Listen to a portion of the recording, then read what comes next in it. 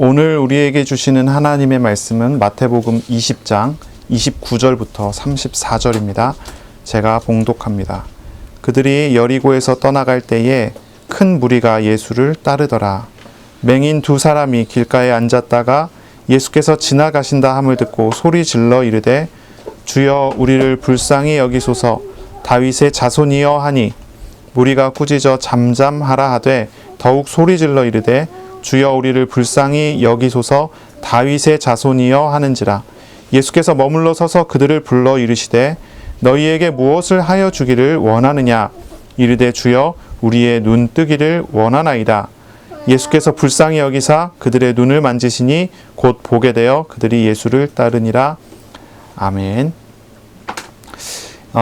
오늘 성경의 본문은 예수님께서 이제 여리고를 떠나서 예루살렘으로 가시는 그런 모습입니다.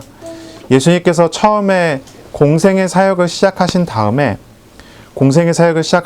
계속 순회하시는 사역을 하셨습니다. 갈릴리 지역을 도시고 또 도시고 이런 이제 순회 사역을 계속 하셨어요. 한 군데 머물렀고 계속 계신 게 아니라 계속 다니십니다. 그리고 난 다음에 이제 예루살렘에서의 마지막 사역을 하시러 가시는 겁니다. 예루살렘에서의 마지막 사역이 뭐죠? 십자가에 죽으시는 것입니다. 그러니까 이제 오늘 본문은요, 예수님의 모든 순회 사역의 마지막이라는 거예요. 예수님 모든 순회 사역의 마지막 때에 일어났었던 일에 대해서 기록한 것이다. 우리가 이렇게 생각을 해야 되고 그렇게 우리가 보면 되겠어요. 다시 말하면 예수님의 모든 순회 사역의 마지막이라는 것은 예수님의 모든 사역이 요 한 가지로 또 다르게 표현될 수 있다는 말이겠지요.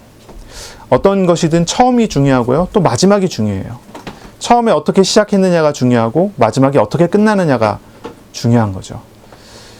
시작이 어떻게 했느냐 하는 것은 바로 그분의 중심이 어디에 있느냐를 찾을 수 있고요. 마지막이 어디 있느냐 하는 것도 마찬가지죠. 그분의 중심을 어디에 두고 계시는가를 그걸 통해서 알 수 있다는 것을 우리는 이제 보게 됩니다.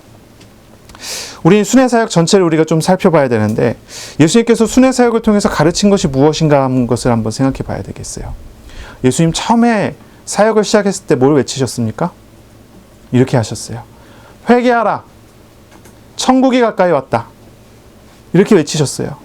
하나님의 나라를 가르치셨어요. 하나님의 나라를 외치셨어요. 하나님의 나라가 예수 그리스도 안에서 이미 도래했고 곧 완성될 것을 예수님께서 선언하셨어요. 선포하셨어요. 그렇기 때문에 회개해야 된다고 이야기하셨어요. 사람이 하나님의 나라에 어떻게 들어갑니까? 천국에 어떻게 들어갑니까? 천국에 들어가는 것은 죄사함을 받아야 되는 것이죠. 죄사함을 받아야 되는 것이죠. 율법을 지켜서 행하는 것으로는 죄를 해결할 수도 없고 구원을 얻을 수가 없어요. 그런데 당시 이스라엘 사람들, 유대인들이 율법을 지켜서 구원을 받으려고 했단 말이에요.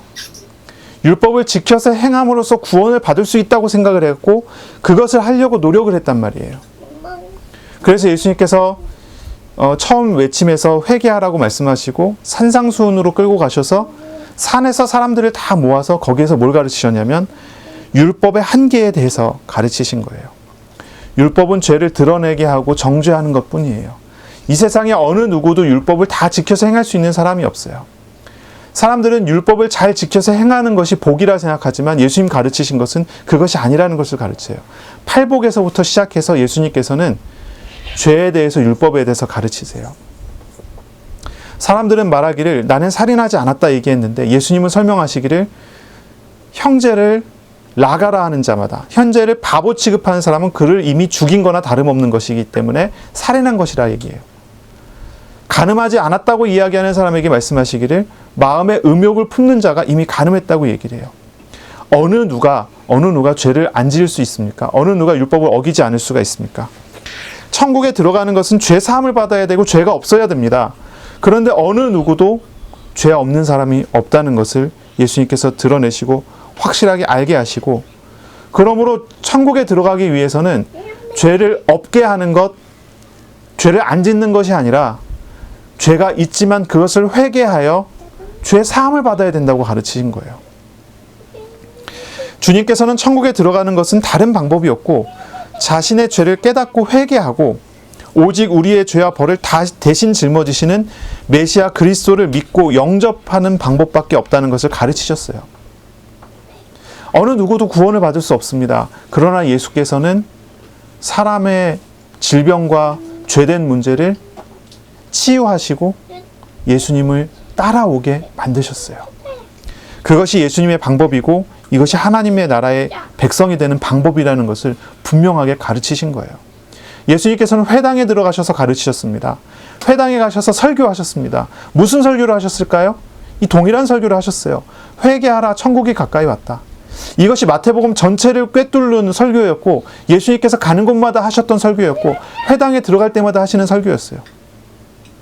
하나님 나라가 왔고 이미 왔고 또 오고 있기 때문에 하나님 나라에 들어가야 되는데 그 방법은 회개밖에 없다는 것입니다. 그리고 그 설교를 하신 이후에 예수님께서는 질병 걸린 자의 병을 고치시고 귀신 들린 병을 고치시는 일들을 하세요. 하나님 나라가 왔고 회개해야 되는데 이 하나님 나라는 그리스도 안에서 이루어진다는 것을 분명하게 보이시고 나타내신 것이죠. 그렇기 때문에 제자들이 예수님을 따라다니면서 예수님께서 그리스도이심을 알게 됐고 예수님께서 그리스도이심을 배우게 된 겁니다. 그리고 그리스도이신 예수님을 따라감으로써 구원을 얻게 되는 놀라운 은혜를 받게 된 거죠. 하나님의 나라의 백성은 어떤 사람이 됩니까? 죄 사함을 받아야 됩니다. 어떤 사람이 죄 사함을 받습니까? 어떤 사람이 예수 그리스도로 말미암아 대속함을 받는 은혜를 받습니까? 하나님 나라의 백성이 되는 사람은 사람의 계산이나 사람의 공로나 사람의 노력으로 되는 것이 아닙니다. 하나님께서 주권적으로 선택한 사람이 받게 되는 것입니다. 이것을 예수님께서는 제자들에게 가르치시고 무리들에게 가르치신 것입니다. 오늘 우리는 이런 질문을 해야 돼요. 하나님의 나라가 왔는가? 하나님 나라가 왔다면 그 하나님 나라가 나하고 무슨 관계가 있을까요? 이런 질문을 우리는 마태복음을 통해서 해야 되고 오늘 우리는 이런 질문을 해야 되는 거예요. 여러분, 하나님 나라가 왔습니까? 이 하나님 나라가 여러분과 저와 여러분과 무슨 관계가 있습니까? 예수 그리스도 안에서 하나님 나라가 이루어졌다고 가르치시는데 우리가 그 하나님 나라와 무슨 관계가 있습니까? 여러분의 삶이 천국과 같습니까? 지옥과 같습니까? 천국을 누리고 있는 거 맞습니까? 하나님 나라는 천국이지요. 하나님 나라는 하나님이 통치하고 다스리는 곳이고 천국입니다. 세상적인 것과는 전혀 달라요. 세상 나라와는 다른 현장입니다. 하나님의 나라는 하나님이 통치하는 곳이고 하나님의 평안이 있는 곳이고 하나님이 주시는 행복이 있는 곳입니다. 싸우고 경쟁해야 되는 그런 세계가 아니지요. 사자는 어린 양을 바라보면 잡아먹으려고 하는 것이 세상의 이치이지만 하나님의 나라는 사자와 어린 양이 함께 뛰노는 곳입니다. 우리는 하나님의 나라가 어떤 것인지 그 이미지를 알고 있어요. 그것을 알고 있어요. 그렇지만 우리가 그 하나님 나라가 나의 안에서 내게 오시는 그리스도 안에서 이루어져야 되고 그것을 누려야 된다는 것을 우리는 전혀 받아들이지 않고 생각하지 않고 있다는 것을 우리가 봐야 되죠. 하나님 나라의 백성이 되고 하나님 나라를 누리는 것은 오직 이 죄와 관련되어 있다는 것을 아셔야 돼요. 회개해야 된다는 걸 알아야 돼요. 하나님 나라의 백성이 된 사람이 왜 하나님 나라를 누리지 못합니까? 그거는 이 죄된 문제에 대한 해결이 되지 않기 때문이에요. 하나님 나라의 백성이 됐다고 하지만 하나님 나라를 누리지 못하는 이유는 그 마음이 죄에 물들어 있기 때문입니다. 천국 백성이 하나님의 나라를 누리기 위해서는 어린아이와 같아야 합니다. 어린아이와 같아야 해요. 죄에 물들어 있는 마음과 생각이 다 버려져야 하고 하나님을 믿는 믿음으로 새로운 마음과 새로운 생각으로 살아가야 합니다. 죄가 버려져야 됩니다. 어린아이가 어른의 말에, 주인의 말에 순종하고 토를 달지 않고 복종하는 것과 같아야 돼요.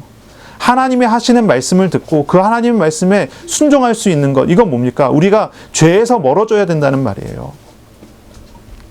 그래야 우리가 하나님의 나라를 누릴 수가 있고 하나님의 나라의 삶을 살 수가 있는 것이지요. 우리가 어린아이와 같이 주님의 말씀을 계산하지 않고 인격적이신 하나님의 말씀을 순종하고 살아갈 때 우리는 하나님의 나라를 누리게 돼요. 그러므로 우리가 이 단어를 정말 기억해야 됩니다. 회개하라고 하는 말입니다. 회개하라고 말입니다. 나 자신을 내려놓고 나 자신을 버리고 내 죄된 마음과 죄된 생각을 버리고 거기서 돌이켜서 주님 주시는 마음과 주님 주시는 생각을 가지고 가야 합니다. 오늘을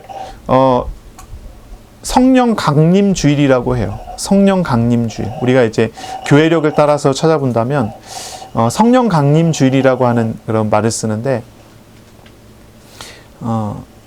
이때는 어떤 날이냐면 예수님의 부활로부터 오순절 50일이 지난 날 이렇게 계산을 합니다. 부활절로부터 77에 49죠. 7주가 지나면 이제 성령 강림 주일로 합니다. 이제 그때를 이제 지키는 건데 그때 어떤 일이 벌어졌냐면 오순절 날에 사도행전 2장에 보니까 성령께서 각 사람에게 임하는 그런 역사가 일어납니다. 성령님께서 역사상 있지 않았던 유일한 단회적인 그리고 그 이후에도 일어나지 않는 일이 벌어졌어요. 사람에게 오시지 그렇게 내려오시지 않았었는데 예수 그리스도의 이름으로 성령께서 각 사람 머리 위에 내려오시는 일이 벌어졌어요. 그때 성령을 받은 사람들이 어떻게 됩니까? 성령을 받은 사람이 능력을 받고 방언을 하고 하나님의 능력을 따라 말을 하게 되고 설교하게 되고 전도가 일어나고 기적이 일어나는 일들이 벌어졌어요. 성령 강림이 이루어진 것이죠. 오늘날도 어떤 사람들은 그때와 같은 성령의 내려오시는 은혜를 받아야 된다고 외치는 사람들이 있는데 그거는 그때로 끝이에요. 성령께서 그렇게 내려오시는 건 그때로 끝입니다. 그건 단회적입니다. 지금도 성령께서 예수 그리스도를 믿는 사람의 마음에 오시죠. 근데 그때 오신 거하고는 다른 모양이죠. 그래서 우리 성령 강림 주일에는 그때와 같이 성령을 받아야 된다. 그렇게 이해를 하시면 안 되고 이 성령 강림 주일에는 우리가 어떤 거 생각해야 되냐면 우리에게 예수 그리스도를 영접하여 믿을 때 우리 마음에 오시는 하나님의 성령이 우리에게 충만하게 되어지는 날이어야 된다. 이렇게 생각을 하셔야 될 것 같아요.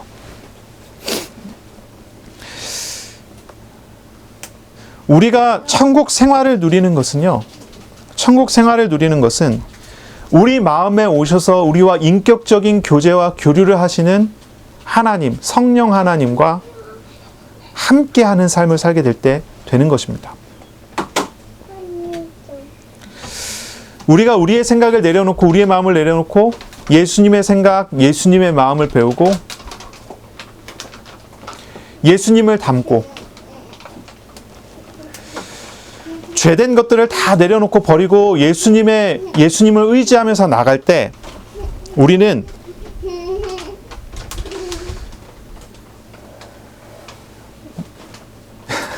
우리의 마음과 생각이 우리 성령 하나님의 마음과 성령 하나님의 생각을 닮아가게 되죠.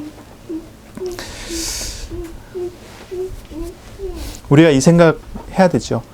죄된 마음과 죄된 생각을 어떻게 버립니까?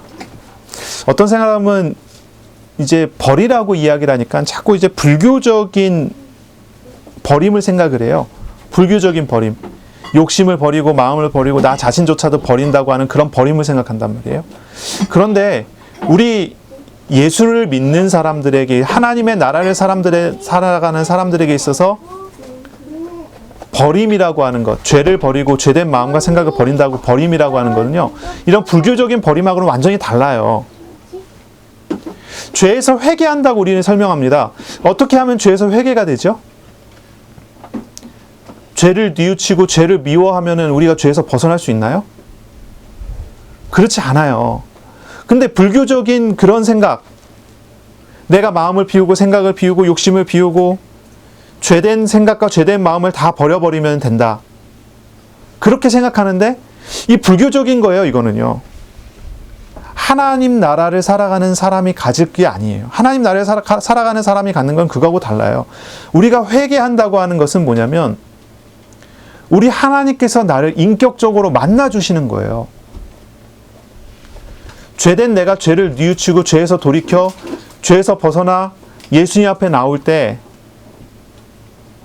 우리 예수님께서 나를 맞아주시고 나를 만나주시는 거예요.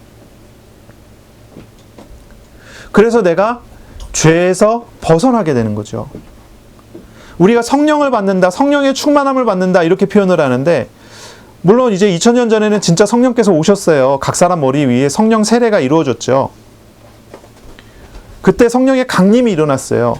지금은 그때와 같은 그런 일이 일어난다고 생각하지 않아요. 그건 단회적이에요. 우리 개인에게 예수 그리스도께서 마음에 오세요. 구원을 받아요. 그건 우리가 예수 그리스도를 영접할 때 일어나는 일이고, 이 오순절날에 일어났었던 능력이 임하는 것과는 달라요. 우리는 예수 그리스도를 영접하여 믿은 사람이기 때문에 성령 충만을 받아야 되겠죠. 이 성령 충만은 반복적으로 찾아올 수 있어요. 반복적으로 찾아오는 거예요. 이 성령 충만 우리가 날마다 받아야 되고 계속 받아야 돼요. 이 성령 충만이라는 게 뭡니까?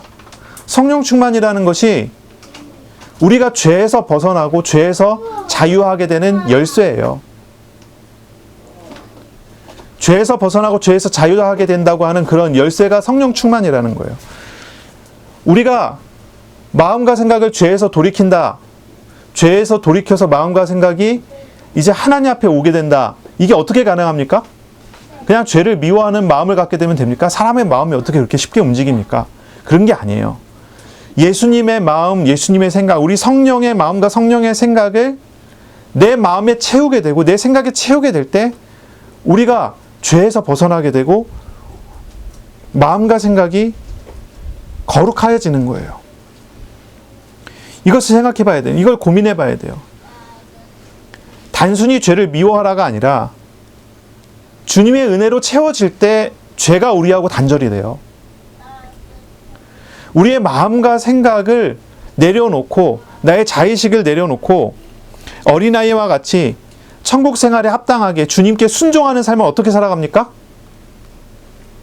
어떻게 주님께 순종해야 내 마음과 생각을 다 복종시킬 수 있어요?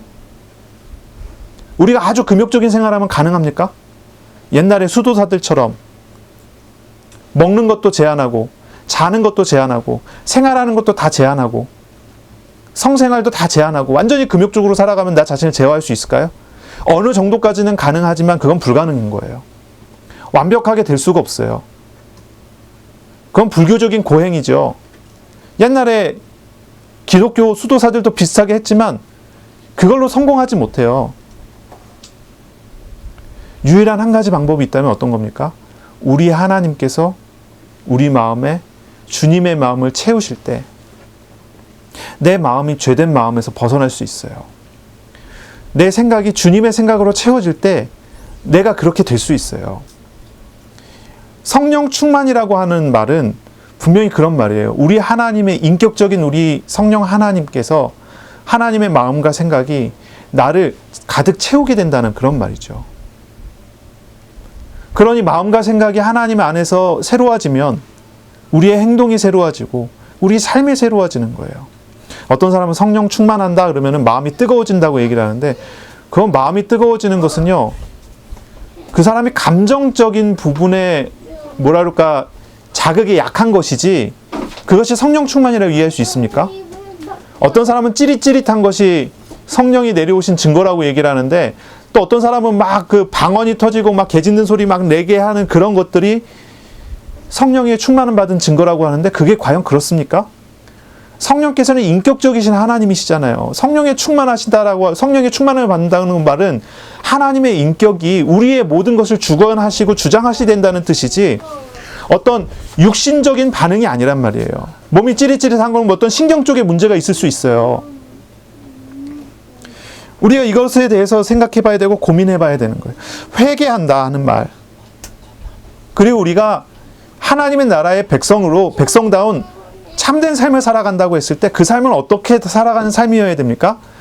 우리 하나님과 인격적인 교제와 교류가 되어 우리 주님으로 충만하게 되어지는 삶을 얘기하는 거예요. 이렇게 될 때 우리는요 천국 생활을 하게 되죠. 죄와 우상의 얽매임에서 자유하게 되고 고통과 실패와 낙심과 좌절에서 자유하게 됩니다. 인격적이신 하나님의 도우심을 받아서 삶과 생활 속에서 천국을 누리게 돼요. 갈등과 문제 속에 있는 사람들이 있어요. 아주 많은 고민이 있고 갈등이 있고 마음 한구석에 고통스러운 고통이 있어요. 이런 사람들이 있습니다. 이런 사람들 어떻게 살아가야 됩니까? 다른 방법이 없습니다. 주님 가르치신 말씀대로 살아가야 합니다. 주님께 순종함으로 나아가야 합니다. 주님의 마음을 배움으로써 나아가야 됩니다. 주님의 생각을 배움으로써 나아가야 됩니다. 우리 신앙생활은요, 처음부터 끝까지 주님과 인격적인 교제에서 시작해서 주님과 인격적인 교제로 나아가는 것이어야 됩니다. 주님이 내게 뭐라고 말씀하시는지, 내게 있는 문제와 고통 속에서 주님이 나에게 뭐라고 설명하시는지, 주님의 뜻이 어디에 있는지를 알고 주님과 교류하고 교제하게 될 때 우리가 문제가 있지만 문제가 문제되지 않는 응답들을 경험하게 되는 거예요. 그런 삶을 살아가게 되는 거예요. 천국 백성의 삶은 어떤 것입니까? 주님의 마음을 배워서 주님의 마음을 품고 살아가는 것입니다.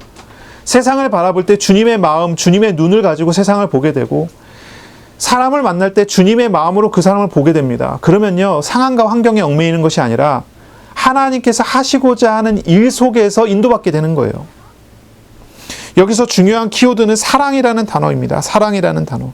주님께서 나를 바라보실 때 사랑의 눈으로 보시고 용서하셨습니다. 주님께서 다른 사람을 만날 때 그 사람을 어떤 눈으로 바라봅니까? 내 눈으로 봤을 때는 용서할 수 없고 원수이고 보복해줘야 될 것 같고 갚아줘야 될 것 같지만, 주님의 마음이 그렇지 않다면 우리 주님께 정말로 기도해야 되겠습니다. 주님의 마음을 배울 수 있도록, 주님의 마음을 품을 수 있도록 해야 되겠습니다.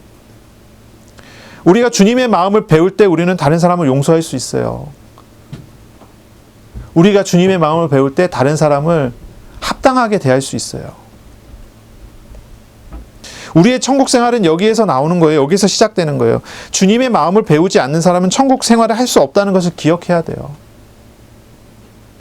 남을 미워하는 사람이 하나님 앞에서 용서받은 자의 평안한 삶을 살 수 없단 말이에요. 이걸 생각해 봐야 돼요. 먼저 다툼이 있다면 그 사람을 용서하고 와야 하는 것입니다. 물론 이제 용서하는 마음 갖고 용서하는 것과, 그리고 또 그거에 따른 이제 행정적인 일들을 처리하는 것과는 별개로 잡아야 돼요. 누군가 나에게 범죄를 저질렀을 때 그거에 대한, 그 사람을 내가 용서할 수 있지만 그 범죄에 대한 법적인 처벌을 받게 하는 것은 마땅히 하나님 주신 일반 은총 안에서의 그 법률에 따라서 할 수 있도록 해야 되겠죠.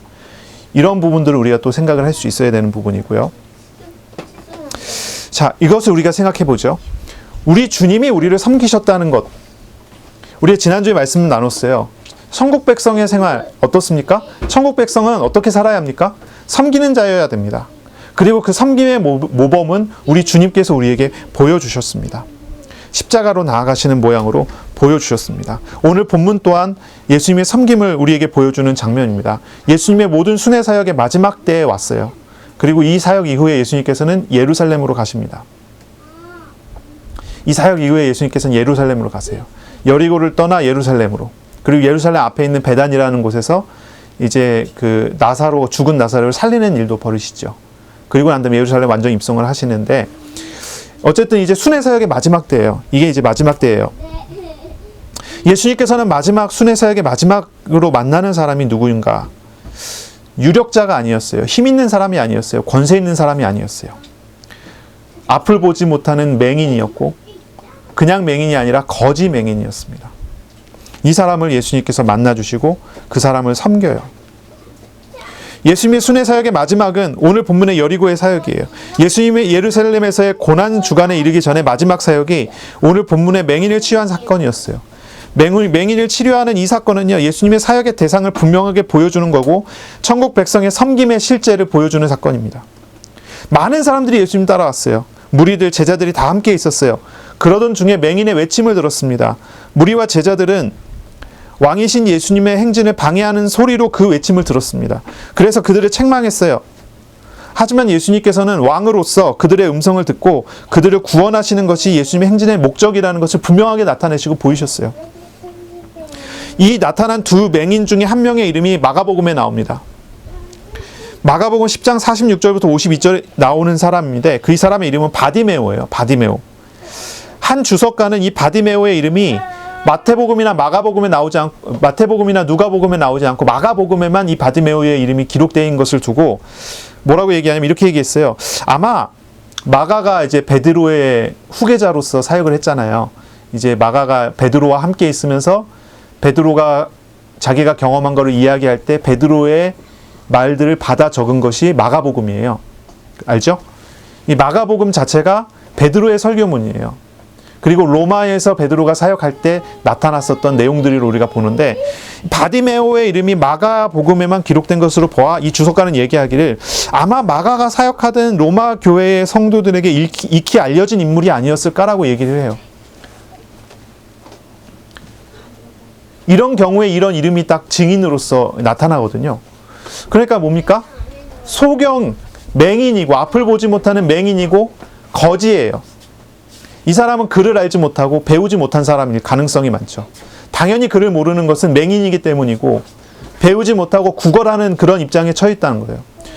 여리고라는 지역에서의 거지는 아마 그래도 사람들이 많이 지나다니는 도시이고 그나마 그래도 부유한 도시이기 때문에 그렇게 많이 어렵지는 않았을 거다라고 이렇게 추측을 하는 것 같아요. 하지만 거지예요. 천대받아요.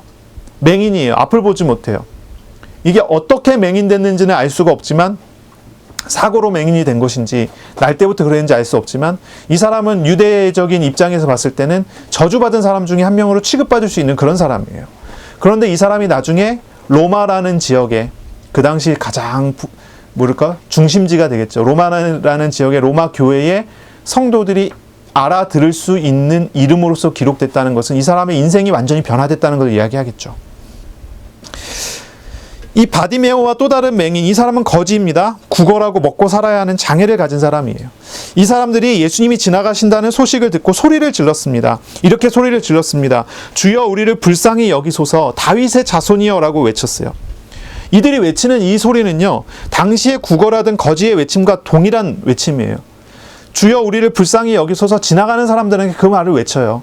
구걸하라는 거예요. 돈을 달라는 얘기예요. 구제해달라는 얘기예요.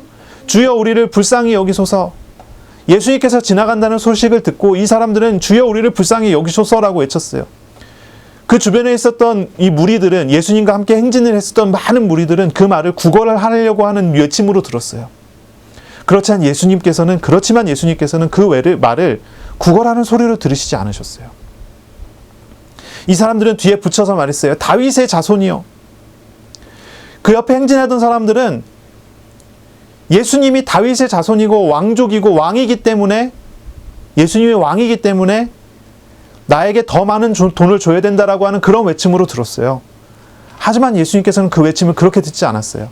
그리고 이 바디메오와 다른 한 명의 맹인은 그 외침을 돈을 달라고 하는 외침으로 부르지도 않은 것이죠.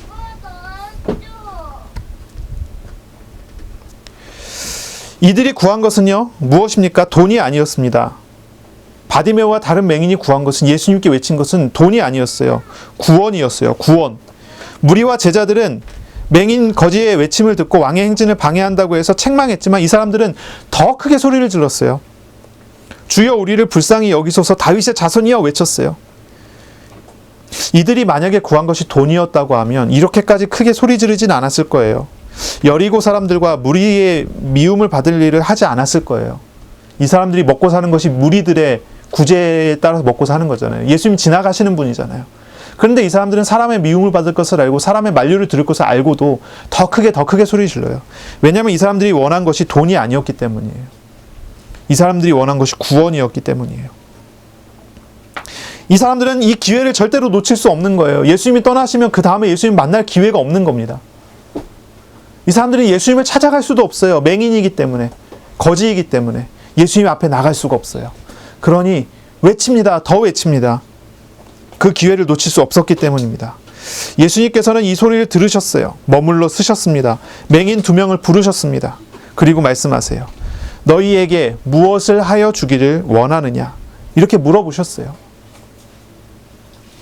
그랬더니 이들이 얘기합니다. 주여 우리의 눈뜨기를 원하나이다. 이렇게 대답했어요. 주여 우리의 눈뜨기를 원하나이다. 이 사람들에게는요, 믿음이 있었어요. 예수님께서 다윗의 자손이라는 것을 알았고 예수께서 하나님의 나라를 우리에게 주시는 하나님이라는 것을 믿었어요. 그렇기 때문에 이 사람들은 담대히 요청했습니다. 우리의 눈뜨기를 원하나이다. 우리의 눈뜨기를 원하나이다. 이게 믿음이지요. 믿음이에요. 어떤 사람은 이 구절을 생각하면서 이 구절을 말하면서 이야기를 해요. 아, 이 사람들이 어떻게 예수님을 믿을 수 있었을까요? 소문만 들었는데 예수님이 하신 기적을 예수님이 하신 기적을 직접 본 것도 아니잖아요. 그런데 이 사람들이 어떻게 예수님을 믿을 수 있었을까요? 이 사람들이 예수님의 설교를 직접 들은 것도 아니잖아요. 그런데 이 사람들이 어떻게 예수님을 믿었을까요? 앞도 보지 못하는데 소문만 듣고 어떻게 예수님을 믿는 이런 믿음을 가지고 예수님을 요청을 했을까요? 어떻게 그런 일이 벌어집니까? 그렇기 때문에 우리는 이렇게 얘기합니다. 믿음은 설득이 아니에요. 믿음은 뭡니까? 하나님이 주시는 선물이에요. 이 사람들은 예수님을 만난 순간, 예수님을 근처에서 목도한 순간, 이 근처에서 예수님이 마주치는 그 순간에 이 사람들은 믿음을 배우게 되지 않았을까요? 믿음을 배우게 되지 않았을까요? 저는 예전 기억을 하게 돼요. 가끔 이제 예전 기억을 하게 되는데, 제가 예수님을 영접하여 믿었을 때 생각을 해봐요. 저는요, 평생을 하나님을 안 믿었어요. 예수님을 믿지 않았어요. 저는 영적인 게 없다고 생각했어요. 귀신도 없고, 하나님도 없고, 아무것도 없다고 생각했어요. 그런데 어느 날 제가 예수 그리스도를 복음을 듣게 됐어요. 복음을 듣고 예수님을 영접하게 됐는데, 정말 놀라운 일이죠. 저는 전혀 믿지 않았거든요. 그런데 예수님을 영접하는 기도를 하는 그때 믿어졌어요. 저에게 찾아오신 하나님을 제가 만나니까요, 그분이 하나님이라는 걸 알게 됐어요. 옛날에 쓰여진 책 중에 조나단 에드워즈라는 사람이 쓴 책이 있어요. 놀라운 회심 이야기라는 책이 있는데, 그 책에 보면 이런 장면이 나와요. 어느 언덕 위에 있는 교회에서 사람들이 모여서 기도를 하는 거예요. 하나님께 막 기도를 하는 거예요. 그런데 놀라운 일이 벌어졌어요. 그 기도를 하고 있는 중에 그 교회 근처를 지나가는 기차 안에 한 칸에 타고 있던 사람들이 갑자기 꼬꾸라지기 시작하는 거예요. 갑자기 뭔가를 확 느낀 거예요. 그 칸 안에 살고 있던 사람들이. 바닥에 무릎 꿇고 덜덜 떨면서 하나님께 회개하기 시작하는 거예요. 하나님, 제가 죄인입니다. 한 칸 안에 있는 사람들이 회심을 하고 마음을 돌이키고 죄를 돌이켜서 하나님 앞에 나오는 일이 벌어졌어요. 근데 놀라운 것은 거기에서 그 칸에서 복음을 전하는 사람이 없었어요. 그냥 기도하는 교회 근처를 지나가는 기차였을 뿐이에요. 아마 여러 가지 이유가 있었겠죠. 아마 그 칸에 살고 있던 몇 사람들이 다른 곳에서 복음을 듣지 않았을까요? 진아연 가서 앉으세요. 엄마 이거 끝내래. 앉으세요. 그리고 말씀 제대로 듣고 예배 제대로 드리는 거예요. 알았지요? 네. 예배 시간에 자꾸 이렇게 떠들고 돌아다니고 예배 방해하고 그러면 안 돼요. 예배 방해 안 했는데. 방금 예배 방해한 거잖아요. 다 요거만 쳐다보고 있잖아요. 예배 안 드리고 말씀 안 듣고. 그치? 말씀 잘 들어요. 엄마가 좀 네. 그래서 우리 얘기하는 거 그거예요. 어떻게 전도가 됩니까? 우리가 설득력 있는 표현으로 말을 하면 전도가 됩니까? 세뇌는 될지 모르지만 믿음은 안 생겨요. 이걸 우리가 이해해야 돼요. 세뇌는 될지 몰라도 믿음은 안 생겨요. 설득이 돼서 내가 믿어야 되겠다 했지만 믿음이 생기진 않는다니까요. 예전에 제가 한 곳에 복음을 전하러 갔는데, 사실 이제 복음을 전하러 간 게 아니라 어쩌다 보니까 복음을 전하게 됐어요. 한 가게에서 복음을 전하는데 교회를 다니시는 분이에요. 교회를 나간 지 얼마 안 됐대요. 제가 목사인 거를 아셔요. 그래서 막 이런저런 이야기를 하면서 이런저런 얘기를 하면서 말씀이 어떻고 은혜가 어떻고 믿음이 어떻고 막 이런 얘기를 막 하시니까 제가 물어봤어요. 교회를 다니신 지 얼마 안 되셨다고 하니까 물어봤어요. 혹시 믿어지십니까? 믿으려고 노력을 하십니까? 이렇게 얘기를 했어요. 그랬더니 이분이 대답을 하는데 뭐라고 하냐면 이런 얘기를 하는 거예요. 자기는 주변에 몇몇 사람들이 되는 일을 보고 난 진짜로 하나님을 믿어야 되겠다. 나는 하나님 믿어야만 해라고 생각을 했다는 거예요. 그래서 교회를 등록해서 교회를 나가기 시작을 한 거예요. 교회를 쭉 나가고 있으면서 자기는 늘 마음에 기도를 했대요. 믿음이 없으니까 하나님 나에게 믿음을 주세요. 하나님이 안 믿어지는 거예요. 믿어지지가 않는 거예요. 믿고 싶은데, 믿어야 된다는 것도 알고 하나님 살아계신 것도 아는데 그 하나님이 나의 하나님이 아니고 내가 하나님을 믿는 믿음이 안 생기는 거예요. 믿고 싶은데 안 믿어진다는 거죠. 그래서 제가 그 자리에서 잠깐 복음을 전하고 예수님을 영접하는 기도를 했어요. 하나님을 만나지 않고서는 믿음이 생기지 않는 것이 당연하고, 하나님 만나지 않았는데 믿었다고 하는 것은 그거는 사실 착각하는 것이고, 뭐 이런 얘기를 했어요. 그리고 예수 그리스도를 영접하는 기도를 했는데 이분이 울어요. 믿어져요. 믿어진다는 거예요. 하나님을 만나니까 알게 됐다는 거예요. 제가 왜 이 얘기를 하겠어요? 믿음은요, 신앙생활은요, 하나님께서 우리에게 찾아오실 때 되는 거예요. 하나님을 만날 때, 하나님과 인격적으로 대면하게 됐을 때 믿음이 생기고 그게 신앙생활이 되는 거예요. 믿음이라는 것은 우리가 이렇게 이해를 해야 돼요. 근데 참 놀라운 일들이 있어요. 이 두 명의 맹인은요, 예수님을 스쳐 지나가면서 봤는데, 물론 눈으로 보지 못했어요. 귀로 들었어요. 스쳐 지나가면서 그분을 대면했는데 믿음이 생겨서 영접을 해갖고 구원을 받고 예수님의 제자가 되고 나중에 로마 교회에 유력하게 알려지는 사람이 돼요. 그런데 예수님을 따라다니는 그 많은 무리들은 예수님을 그렇게 따라다니는데 예수님을 믿지 못하고 결국 예수님 십자가에 못 박아 죽이라고 외치는 사람들이 돼요. 이 맹인 두 사람은 예수님을 인격적으로 만났지만요, 이 무리들은 예수님을 인격적으로 만날 생각을 하지 않아요. 예수님을 비인격적으로 대하지 않았을까요? 이런 고민들 우리는 해봐야 되겠지요. 우리가 지금 믿음을 갖는다 한다면 어떤 믿음을 가져야 될까요? 어떻게 믿음을 가져야 될까요? 우리는 예수님을 만남을 회복해야 되고요. 예수님과 동행함을 회복해야 되죠.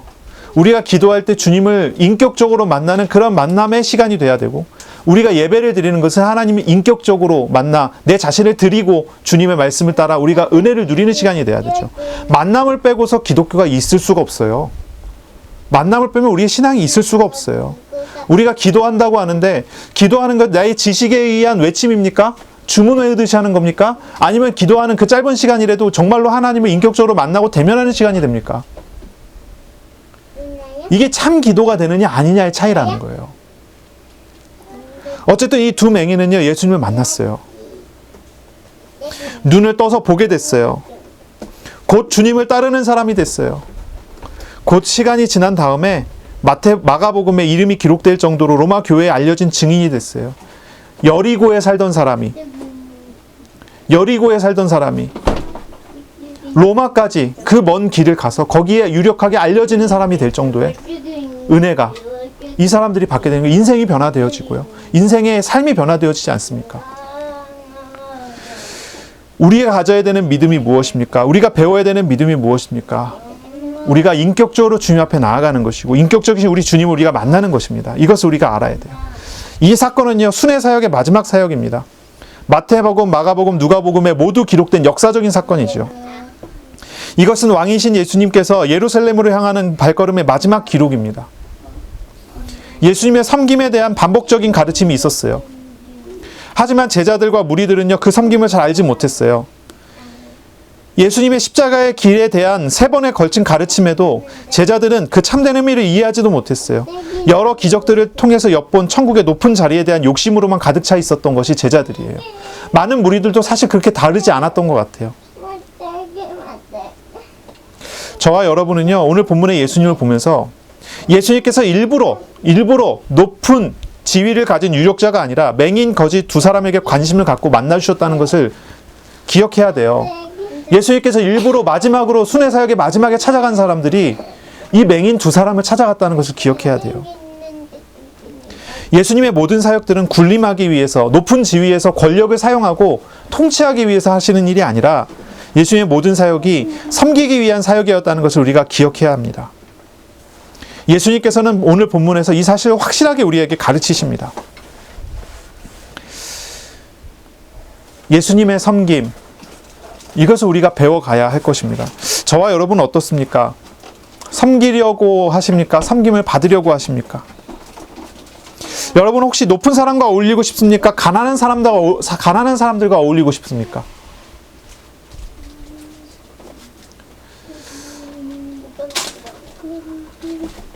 어떤 사람들과 어울리고 싶으세요?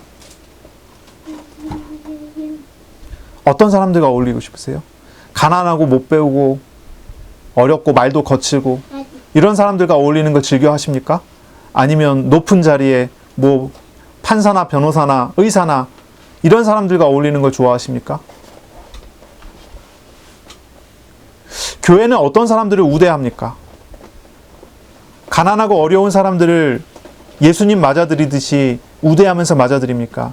아니면은 높은 지위에 있는 사람, 예를 들어 국회의원이 교회 한번 방문한다 그러면은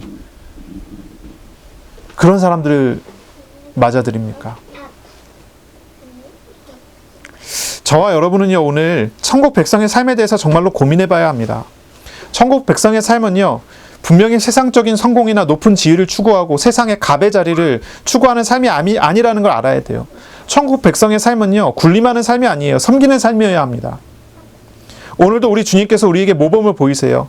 왕의 행진 속에서 주님은 길을 막는 사람들을 밟고 지나가는 것이 아닙니다. 그 길에서 맹인 거지를 만나 그의 죄와 질병을 짊어지시는 길을 선택하세요. 고통과 고난을 짊어지시는 길을 선택하십니다. 왜 그렇습니까? 우리 예수님께서 우리를 사랑하시기 때문입니다.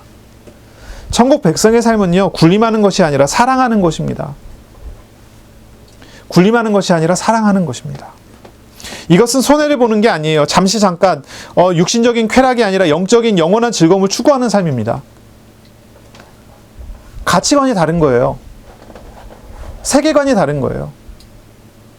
다른 사람들은, 불신자들은요, 세상적인 돈, 세상적인 지위가 그 사람을 행복하게 해준다고 생각해서 그걸 따라가는 거예요. 그러나 그것은 성경에 우리가 알지만 쾌락적인 거고 일시적인 거에 불과해요. 우리는 어떻습니까? 저와 여러분은 어떻습니까? 예수 믿는 사람은 어때야 됩니까? 예수님께서는 이런 삶을 가르치세요. 세상에 있는 순간적인 것이 아니라 영원한 것을 바라보게 하는 그런 삶을 가르치세요. 그런 삶을 설명하세요. 영원한 천국을 아는 사람은 천국의 삶을 미리 당겨와서 누리는 삶이 됩니다. 주님의 삶을 살고 주님의 섬김을 배워야 할 것입니다. 우리의 마음과 생각이 주님을 닮아가는 그런 은혜가 있으시길 바랍니다. 아멘. 아멘. 그러면 우리가 지금 살아가는 삶을 다 포기하고 버리고 가난한 곳으로 가야 될까요? 빈민촌으로 가야 될까요? 아니면 저 아프리카 오지로 가야 될까요? 아니. 왜 아닐까요? 더워져. 더워서. 아빠 원래 아프리카는 원래 더워. 알겠습니다. 아프리카는 더워요. 이것을 우리가 들으셔야 될 건데요. 우리는 내 생각과 내 판단에 따라서 가는 게 아니라 주님의 소명에 따라서 갑니다. 주님의 사명과 소명에 따라서 갑니다. 이것을 우리가 알아야 되겠죠. 이것을 우리가 배워야 되겠죠. 우리 주님께서는요, 높은 자리에 있는 사람을 만나시지 않고 낮은 자리에 있는 사람을 찾아가셨어요. 우리는 주님의 마음을 배웁니다. 그리고 우리는 낮은 자리에 서서 낮은 사람들을 만나야 할 것이에요. 그렇지만 그것은 주님께서 주시는 사명과 주님께서 주시는 은혜를 따라 그런 사람들을 찾아갈 수 있어야 되겠죠. 그래서 우리가 이런 부분들이 되게 중요하겠죠. 근데 이런 부분들이 분명히 있어요. 뭐냐면은 하나님께서 미리 준비하신 자리에 그 사람을 보내신다는 거예요. 미리 준비하신 사람을 준비하신 자리에 보내신다는 거예요. 그것은 사람들마다 주어진 역할과 사람마다 주어진 현장들은 분명히 다를 거예요. 저는 강남에서 목회하시는 목사님들을 뭐라 그럴까, 나쁜 사람들이라고 생각하지 않아요. 귀한 분이라고 생각해요. 그런 사역을 하기 위해 준비하셔서 보내신 거예요. 가난한 빈민촌에 계신 분들을 저는 무시하지 않습니다. 귀한 분이라고 생각해요. 그런 준비를 하셔서 하나님께서 보내신 거예요. 하나님께서 저를 부르신 하나님께서 오지에 어디 섬마을에 가서 사역하라 한다면 감사하면서 가겠습니다. 하나님께서 저를 어디 강남에 국회의원들 모아지는 그런 교회에 사역하라고 보낸다면 감사하면서 가겠어요. 그런데 중요한 것은 어디가 높고 낮음이 아니라는 거예요. 하나님께서 하시고자 하는 것에 대해서 순종할 수 있는 마음이라는 거죠. 주님의 마음을 배운 사람은 그것을 가리지 않습니다. 주님의 마음을 배운 사람은 그것을 계산하지 않습니다. 주님의 인도하심을 따라갑니다. 왜 오지 간다 그러니까 이렇게 즐거워하십니까? 행복해 하십니까? 예, 제가 이제 결혼하기 전부터 처음 만났을 때부터 이제 제가 제 아내를 만나서 처음 데이트할 때 그 말을 했어요. 하나님께서 저를 오지로 보내신다면 저는 감사하면서 가겠습니다. 그랬더니 저를 만나신 저의 아내게 되시는 분께서 그 말을 되게 싫어하시더라고요. 요즘에는 그렇게 싫어하지 않는 것 같아요. 웃는 거 보니까. 하나님이 하시게 한다면 되는 거 아니겠어요? 내게 아닌데요. 내 소유가 아니잖아요. 하나님이 주시는 은혜 속에, 하나님이 주시는 길 속에 가는 것입니다. 그래, 돈이 많다고 해서 높은 지위에 있다고 해서 그 사람이 높은 사람이 아니에요. 하나님의 나라 입장에서 봤을 때 그 사람은 가장 낮은 사람이 되어버려요. 가장 불쌍한 사람이죠. 또 그러한 마음을 품고 섬길 수 있는 그런 은혜가 또 그러한 사명을 받은 사람에게 있어야 되겠죠. 자, 오늘 이제 이 두 맹인을 보겠습니다. 이 두 맹인이 받은 은혜를 생각해 보세요. 이 두 맹인이 구한 것을 한번 살펴보세요. 이 두 맹인은요, 예수님께 돈을 달라고 하지 않았습니다. 이 두 맹인이 구한 것은 눈을 뜨게 해달라는 거예요. 이들은 자신들을 만나주신 분이 하나님이심을 알았기 때문에 자신들에게 가장 필요한 것을 달라고 요청했어요. 어떻게 하나님이심을 알았을까요? 주님의 존재를 봤겠죠. 주님을 인격적으로 봤겠죠. 그러니 알았겠죠. 예수님이 하나님이면 어떻게 알아봅니까? 그냥 하나님 앞에 서면 아는 거예요. 하나님 앞에 서면 아는 거예요. 성경에 여러 사람들이 나오는데요. 이 사람들은 배워서 하나님을 만났을 때 그렇게 반응한 게 아니에요. 이사야가 하나님을 만났을 때, 환상 중에 하나님 만났을 때 이사야는요, 만나자마자 깨달았어요. 내가 죽겠구나. 나는 죄인인데 하나님을 만났으니 내가 죽게 생겼구나. 바로 알았어요. 바로 깨달았어요. 베드로가 예수님이 하나님이라는 사실을, 예수님의 존재를 딱 깨달았을 때 예수님 무릎 아래 완전히 엎드려 무릎 꿇고 떨기 시작했어요. 주여 나를 떠나소서, 나는 죄인이로소이다. 우리 주님께서 나에게 만나 주시고 나에게 찾아오시면요, 우리가 그냥 알아요. 문제는 뭐죠? 우리가 주님을 인격적으로 만나려고 하지 않는 것입니다. 어쨌든 이 두 맹인이 예수님을 만났을 때 예수님이 하나님이심을 깨닫게 됐을 때 이 맹인이 예수님께 요청한 것은 돈이 아닙니다. 자신에게 가장 필요한 것이었습니다. 눈을 뜨게 해달라고 했습니다. 왜 눈을 떠야 합니까? 앞이 안 보여. 예. 앞이 안 보여서. 맹인이기 때문에 눈을 떠야 합니까? 이 사람들은 그렇게 생각해서 예수님께 눈을 뜨게 해달라고 요청했는지 모르겠어요. 하지만요, 예수님께서 정말로 보아야 할 것이 있기 때문에 그들의 눈을 뜨게 해주셨다는 것을 알아야 돼요. 우리가 하나님께 기도의 제목을 가지고 기도해요. 하나님, 나에게 이게 정말로 필요합니다. 응답해 주세요. 근데 하나님께서 나에게 응답해 주실 때는요, 내가 요청하는 그것 때문이 아니라 정말로 하나님께서 그것을 나에게 주셔야 되는 이유가 있기 때문에 주신다는 거 알아야 돼요. 이 맹인이 왜 눈을 떠야 합니까? 보지 못하기 때문에 떠야 되는 게 아니에요. 예수님께서는 이 맹인들에게 정말로 보아야 할 것을 보여주기 위해서 눈을 뜨게 했어요. 이 맹인이 눈을 떴을 때 무엇을 봤습니까? 무엇을 봅니까? 이들이 보게 된 것은요, 성육신하여 오신 하나님이었습니다. 이들이 보게 된 것은요, 나의 죄를 짊어지신 예수님입니다. 이들이 보게 된 것은 예수님의 이름으로 오시는 성령입니다. 보지 못하기 때문에 뜨는 게 아니에요. 정말로 보아야 할 것이 있었기 때문에 우리 예수님께서 그들의 눈을 뜨게 하신 거예요. 이들은 육신의 눈을 떴지만 육신의 눈이 아니라 영적인 눈을 뜨게 하기 위한 것입니다. 이들이 요청한 것은 눈을 뜨는 것이었지만 우리 예수님께서는 육신의 눈을 뜨는 것을 넘어서 주님을 알아보고 주님을 따를 수 있는 실상을 보는 눈을 열어주신 거예요. 놀라운 거죠. 놀라운 은혜죠. 이 두 맹인은 단순히 눈을 뜬 정도가 아니라 영적인 세계를 보게 된 거예요. 바로 이 사람들이 이후에 예수님을 섬기며 예수님을 증거하는 증인으로 살아가게 되는 것이죠. 시간이 많이 지난 이후에 마가복음이 쓰여질 때니까 굉장히 많은 시간이 지났죠. 그 많은 시간이 지난 이후에도 이 사람은 예수님께서 눈을 뜨게 하신 사람으로서의 증인으로서의 삶을 살아가고 있는 것입니다. 예수님께서 이 두 맹인에게 주신 은혜를 보세요. 우리가 무엇을 구하여야 할까요?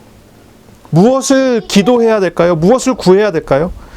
우리에게는 어려운 시험과 문제 해결을 위한 시급한 기도 제목이 있을 수 있어요. 누가 문제가 있어서 기도해야 되는 그런 내용이 있을 수 있어요. 하나님 그렇다면 하나님께 눈물로 기도해요. 어려운 일이 있다면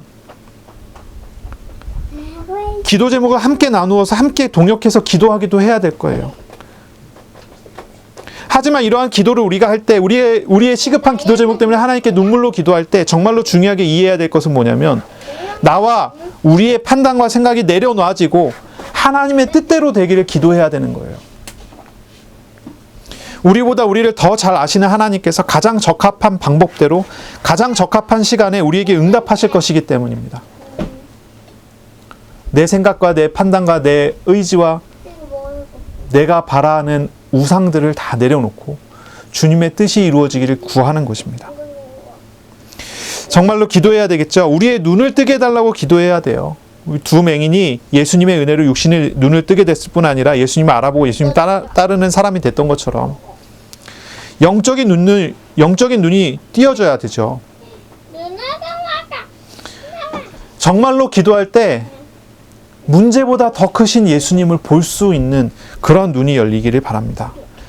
영적인 눈이 열리면 실상이 보여지게 될 것입니다. 내 생각과 판단을 넘어 하나님을 보고 하나님의 주권과 하나님의 뜻을 깨달아가는 그런 삶으로 나아갈 수 있게 되겠죠. 그렇게 되면 이런 고백이 될 거예요. 그 문제가 나에게 있어서 정말로 감사하고 다행이다.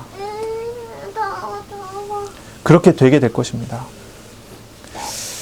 정말로 이번 한 주간 기도하며 예수님의 섬김을 배우고 정말로 기도하면서 영적인 눈을 뜨고 예수님을 알아보고 예수님을 의지하는 믿음의 삶을 살기를 바랍니다. 기도하겠습니다. 하나님 감사합니다. 우리를 부르시고 말씀하시고 우리와 함께 하시니 감사합니다. 주님이 섬기시는 그 섬김을 보는 눈을 그리고 그 섬김을 마음에 담고 살아가는 삶을 우리 가운데 허락하여 주옵소서.